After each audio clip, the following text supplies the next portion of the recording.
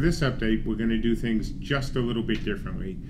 Instead of the usual talking head stuff, we're going to borrow a style that's been used in Zero Punctuation. Ben, total apologies, we won't do this again. Rooster Teeth, Steven Spielberg in Jurassic Park, and so many others, but especially Zero Punctuation. So guys, accept my apologies, but it's supposed to be a fun update, and this style just works beautifully.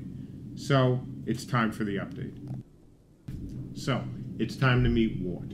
Wart is a crafter, and with that name, he couldn't be anything but an Arthurian. As a matter of fact, he's the first Arthurian. So, it's time for him to build something. And Wart decides that he's going to walk over to a plot, and there's a house. Oh, come on. We've seen that before. We've seen that a lot, as a matter of fact, in these sorts of games. And there are issues with it. For example, Wart's sitting on his plot, and here comes a Viking. Well, what if Wart does that? Now, guys, I know that, is an exaggeration, and there are ways that we can avoid that. But again, it is just an exaggeration. Let's talk about what we really want to do here. So another problem with this sort of building system can be if all the houses look the same. You've seen that in other MMOs, haven't you? So, Wart had an idea. What if we didn't use that system? What if we used a system that was more based on, maybe Lego, or building blocks, or even, obviously, such very, very successful and amazing games as Minecraft? And what if we change that up a little bit? So instead of blocks, big blocks, 1 meter by 1 meter by 1 meter, instead there are cells. Not that kind of cell. This kind. One of the problems with a Minecraft style game could be if you leave your house unattended. What would happen next? Let's say at 3 a.m. Because this is an RVR game, we also can't have people digging up the terrain everywhere, digging mines everywhere. That really wouldn't work very well. But what we can do is we can create bubbles. What's a bubble? A bubble is a space within the world where you can find minerals and other items. It is its own world, so think of it as truly a separate zone. It is not instanced. Other people can join you inside it, but it is a separate space. That allows us to make very large bubbles, very small bubbles, and even gigantic bubbles in which the action, such as mining, will take place. One of these bubbles could be a gold mine. You and other members of your realm can go down and mine cooperatively. You can mine individually, of course, if no one else is there, but you can also mine in a group. And guess what? There'll be a benefit, a bonus, if you do. You might be thinking, wow, boy, what's going to happen when everyone decides to go mine at your world-famous gold mine? Well, fortunately, our gold mines are like real mines. You can't mine it out right away. It takes time and it takes a lot of effort. So you don't have to worry about being the first one to find it and the only one to exploit it. There's plenty to go around. Yay. There are other things besides mines. We also have stone quarries. We also have timber fields. And we also have a wonderful way to make bricks, very familiar to some. What does this add up to? It adds up that little Wart has his hands full with a lot of minerals, materials, and items. And all these are considered cells that are used in our building system. Now that Wart has all his materials, what is he going to do? Well, fortunately, there's a handy-dandy king who needs a castle built. So Wart goes over to the plot, uses all his materials. Again, think of materials as cells, as bricks, as blocks, to build the castle. Castle is built, the king comes over, the king pays him, the king is happy, and Wart is happy. But this is an RVR game, so what can happen? Oh, it's the Vikings! And they come in with torches. A little while later, castle is toast. Sad king. Sad Wart. But then Wart has an idea. They're called blueprints. And Wart, being the smart builder he is, had them made after he built the castle. Because that's how it works. You build something, you can then have blueprints made. And what's the advantage of a blueprint? Well, now when Wart has to rebuild that castle because of those mean and nasty Vikings, it gets done faster. What can Wart build besides castles? Frankly, almost everything. Now, the reason I'm not saying everything is because, frankly, there'll be something that somebody will come up with that you can't build. But you can build towers, you can build walls, you can build all sorts of things because it's up to you. By placing these cells on a plot, Wart can build just about anything he wants. He can build them from blueprints, either ones that he created, or even ones that he's received from other players, or even from the realm itself. It's up to Wart. If he wants to play freeform building, he can do it. If he wants to use blueprints, he can do it. As a matter of fact, you can even combine the two.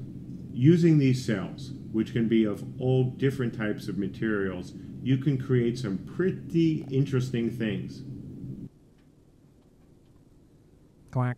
Right now, I bet there's a whole bunch of our Living Large tier buyers who might be, a little concerned. Actually, I think they're a little angry. Don't worry, Living Large owners. We thought about this even before the Kickstarter started. First, you'll have special materials that cannot be crafted, so your house can look unique. Plus, you'll have special items, once again, that can't be crafted, that you can put in your house. Also, you'll have plans to your house, so when those mean and nasty Vikings come in, you can have that house rebuilt. And even better, you don't have to be a crafter. As we promised you, we will work with you on the house, we will give you the plans, and we will give you a key that will allow you to have that house built for you without having to spend either time or money. We always keep our promises. And also, for those who are thinking that maybe now with those special items, people who have these houses might have an advantage, nope. We've kept our promises to the other people as well. No special advantages in that house. It is just a really unique looking house. Now it's time to talk about Tri-Realm and how this building system fits within the concept of a RVR focused game such as Camelot Unchained. Well, if you have houses, what do they tend to do? That's right, they burn. Now, you can decide as an RVR player to burn down the house of an opposing realm. It's fun, and it leaves a nice pile of ashes. But you may decide to do more. What if you want to salvage, essentially, the house? Well, that's where deconstruction comes in. Call on your crafter, bring them in, and they will help take that house apart bit by bit, and look at what you get at the end of that deconstruction. Wart knows how to build walls. He can build this kind of wall, this kind of wall, even this kind of wall. But he can't build this wall. We are limiting height in what Wart or any other builder can do. We can't have people building structures infinitely tall. So yes, there will be a limit there. Wart needs to build something, but he doesn't have a plan for it. What else can he do? He had another idea. They're called prefabs. Prefabs are like a blueprint, but these prefabs can be built and shipped and moved and placed anywhere. And in RVR, they can be carried out by... Supply lines are important in RVR. You need them to get your materials, things like forges, things that the crafters need out to the front lines, or not even the front lines, out to other places in the world. Yes, your crafters can stay nice and safe within the city, but they can also take one of these caravans with the materials to where they're needed most. One fear that Wart has is what happens when he goes out and he finds structures everywhere. old structures, structures that look like they belong in other games. Fortunately, items will decay if they're not kept up. So people who build something and then quit the game, or who have built something and then after a long time quit the game, they will decay and their plot ownership will be turned over to the realm. Now, where do all these materials come from? They're spread out all over the world. Some are found in safe zones, because after all, everyone needs to start somewhere.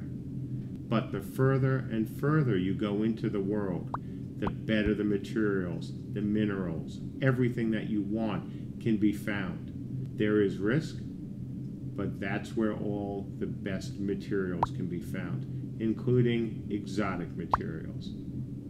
Let's summarize the features of Camelot's Unchained building system. First, you have access to a lot of minerals and materials scattered all throughout the world. Some in safe zones, some, most, almost everything in the RVR areas, which, as I've said in other updates and on forums, accounts for almost the entire world.